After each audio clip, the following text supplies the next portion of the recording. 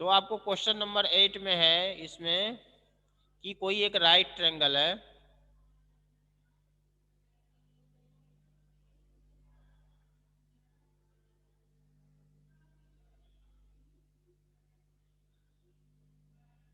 ये right triangle है आपको, ठीक है। और इसमें जो है आपको जैसे क्वेश्चन नंबर 8 में कहा इसका एरिया दिया हुआ है हमें 20 सेंटीमीटर स्क्वायर। एरिया जो है इस राइट एंगल ट्रायंगल का ये दिया हुआ है 20 सेंटीमीटर स्क्वायर। मान लो इसका नाम भी दे दो PQR, ठीक है। और हाइट दिया हुआ 10 सेंटीमीटर, ये जो हाइट है ये दिया हुआ है 10 सेंटीमीटर, ठीक है।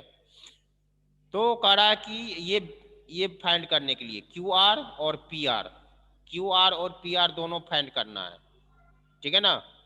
ध्यान से समझना सभी, क्योंकि मैं एक ही क्वेश्चन बताऊंगा और सारे इसी तरह से होगा, ठीक है। तो आपको इसमें जो है सबसे पहले हमें क्या करना है, एरिया दिया हुआ है इसका, तो एरिया ऑफ ट्रायंगल का फॉर्मूला लगाएंगे, एरिया ऑफ राइट ट्रायंगल का। तो एरिया ऑफ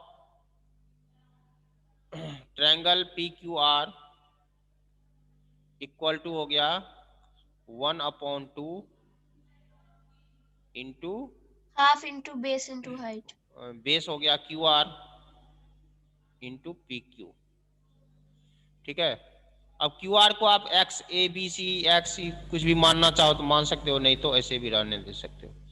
यानी कि ये हो गया कितना, तो 1/2 इंटू QR, मान ही लो QR को मान लो X है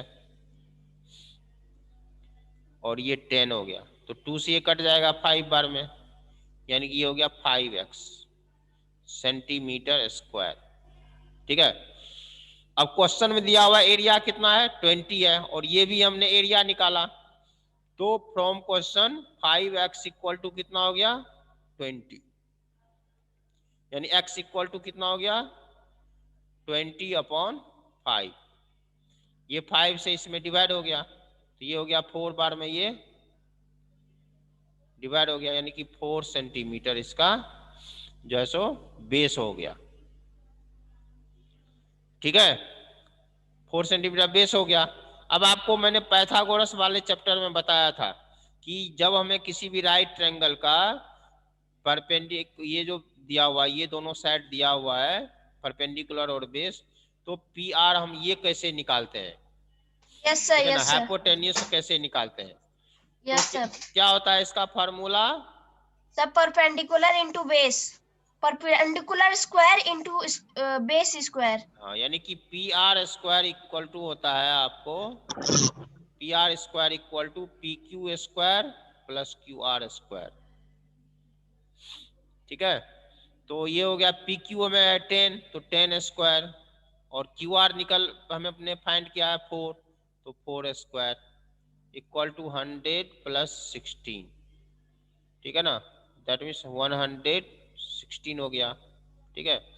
तो 116 हो गया, तो ये किसी का भी परफेक्ट स्क्वायर नंबर नहीं है, ठीक है। तो आप ऐसे ही लिख देना कि PR स्क्वायर इक्वल टू हो गया आपको, यानी तो 116 को प्राइम फैक्टराइज कर सकते हो आप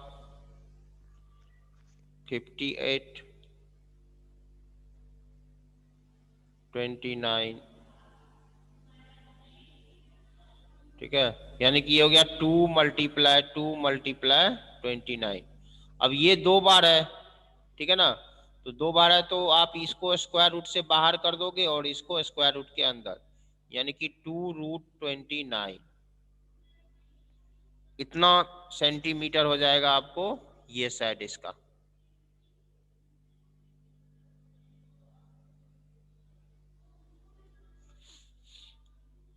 ठीक है।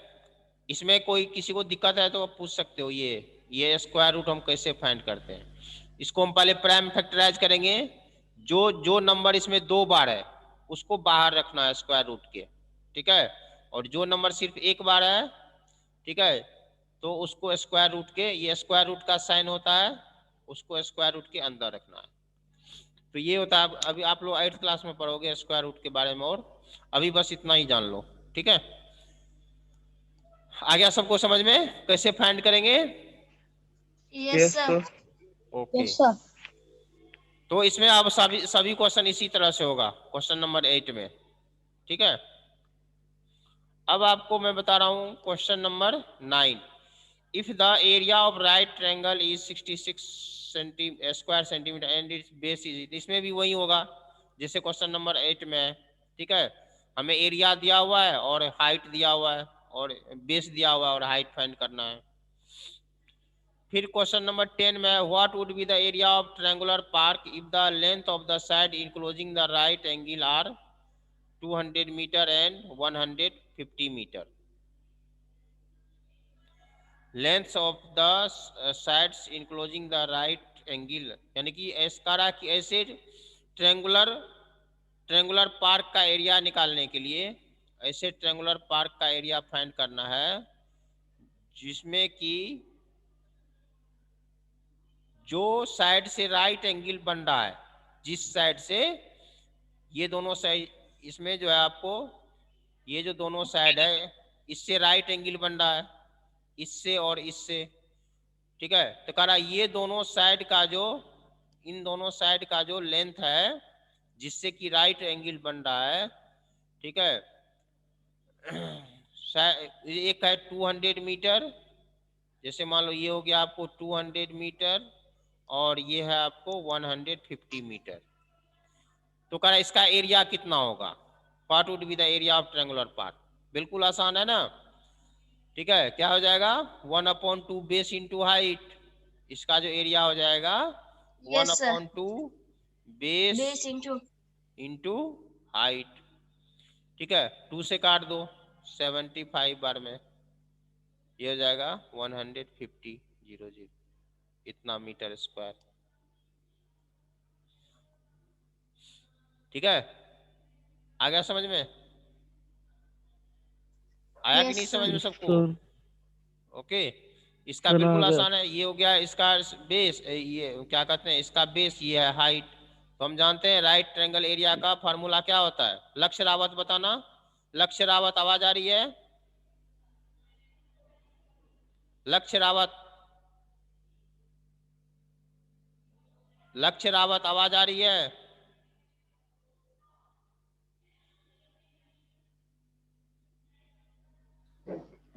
Yes sir. हाँ बताओ क्या होता है एरिया, राइट ट्रायंगल का एरिया क्या होता है?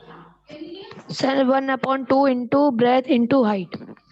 बेस इंटू हाइट, ठीक है, 1/2 इंटू बेस इंटू हाइट। तो ये हो गया आपको बेस और ये हो गया हाइट, तो इसका एरिया हम इस तरह से फाइंड कर सकते हैं। ओके, सर 200 नहीं कटेगा?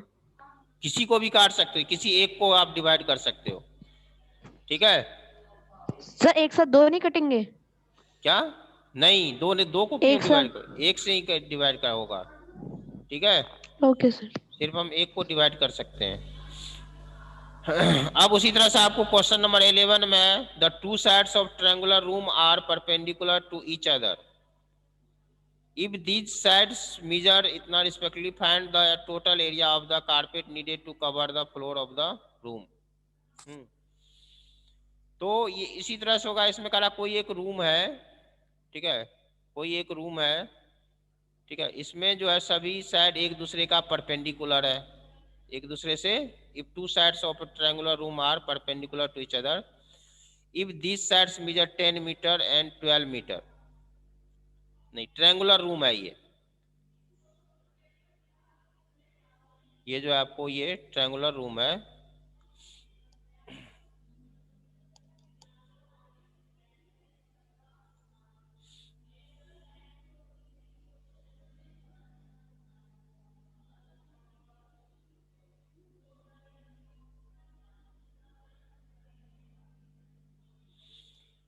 ठीक है। ये हो गया आपको ट्रायंगुलर रूम है, इसमें जो है सो एक साइड है आपको 10 मीटर, एक 12 मीटर है,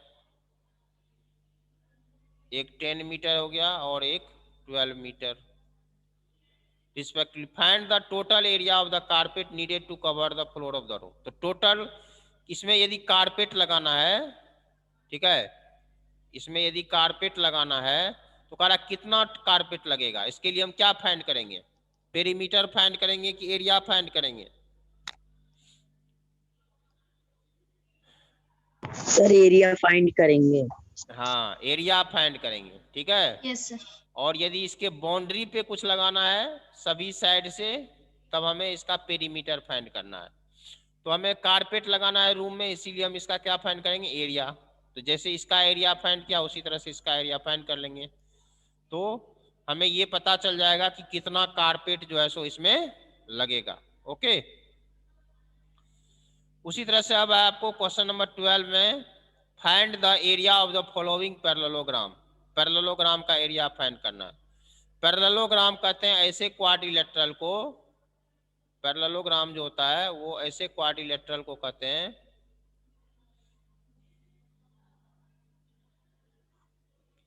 जिसका कि अपोजिट साइड पैरेलल होता है।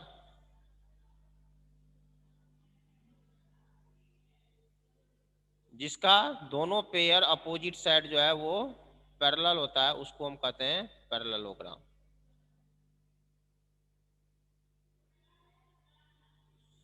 ठीक है ना। जैसे ये हो गया आपको,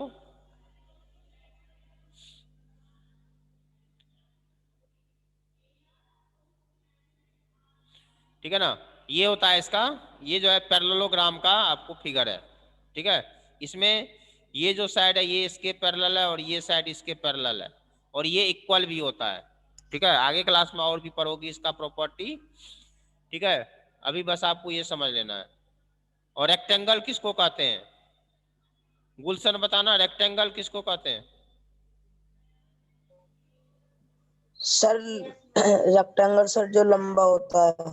अच्छा, ठीक है। और कौन बता सकता है रेक्टेंगल का डेफिनेशन, और कौन बता सकता है? Sir, a rectangle is a four-sided polygon. हाँ, वो तो ठीक है। रेक्टेंगल जो होता है ना, ठीक है ना, तो रेक्टेंगल में क्या होता है, तो आपको ये ऐसा क्वाड्रिलेटरल होता है जिसका कि अपोजिट साइड इक्वल होता है और एक एंगल जो होता है वो 90 डिग्री होता है। ठीक है ना, यस सर। यानी कि सभी एंगल उसका 90 डिग्री होता है। ठीक है ना, रेक्टेंगल के सभी एंगल जो होता है वो कितना होता है, 90 डिग्री। जैसे अभी बताया था ना आपको ड्रॉ करके, जैसे ये है, ये हो गया आपको रेक्टेंगल, क्योंकि इसमें अपोजिट साइड इक्वल है और ये सभी एंगल कितना है, 90 डिग्री है। इसमें ये भी 90 डिग्री है, इसमें ये सारे एंगल कितना है, 90 डिग्री। तो ऐसे जो क्वाड्रिलेटरल होता है इसको हम कहते हैं रेक्टेंगल। ठीक है, और स्क्वायर में क्या होता और है? सर अपोजिट एंगल सेम होते हैं। हाँ, और सर अपोजिट एंगल सेम होते हैं। अपोजिट एंगल तो अपोजिट, जब सभी साइड बोल दिया ना, सभी angle 90 degree. Opposite side same होते हैं। हाँ, अपोजिट साइड इक्वल होता है, जैसे ये साइड इसके इक्वल होता है और ये साइड इसके इक्वल होता है।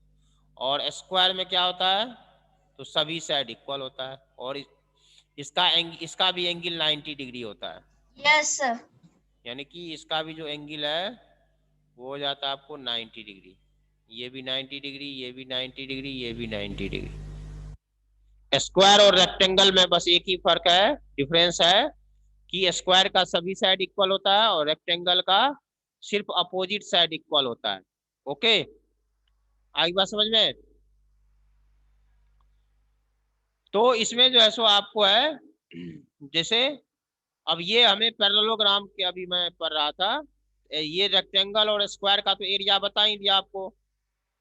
ठीक है ना, रेक्टेंगल का एरिया क्या होता है और स्क्वायर का एरिया क्या होता है। अब हमें पढ़ना है पैरेललोग्राम, ये पैरेललोग्राम जो है इसका एरिया क्या होता है। पैरेललोग्राम का एरिया आपको समझना है कि क्या होता है।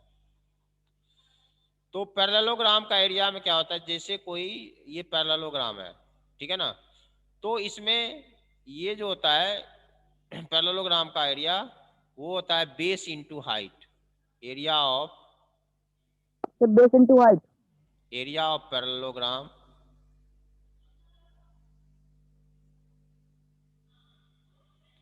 Area of parallelogram equal to होता है बेस इंटू हाइट।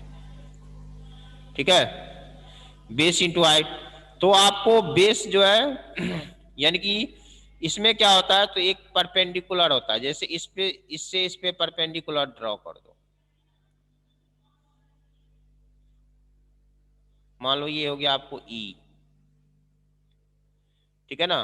तो ये हो गया इसका परपेंडिकुलर और ये हो गया बेस।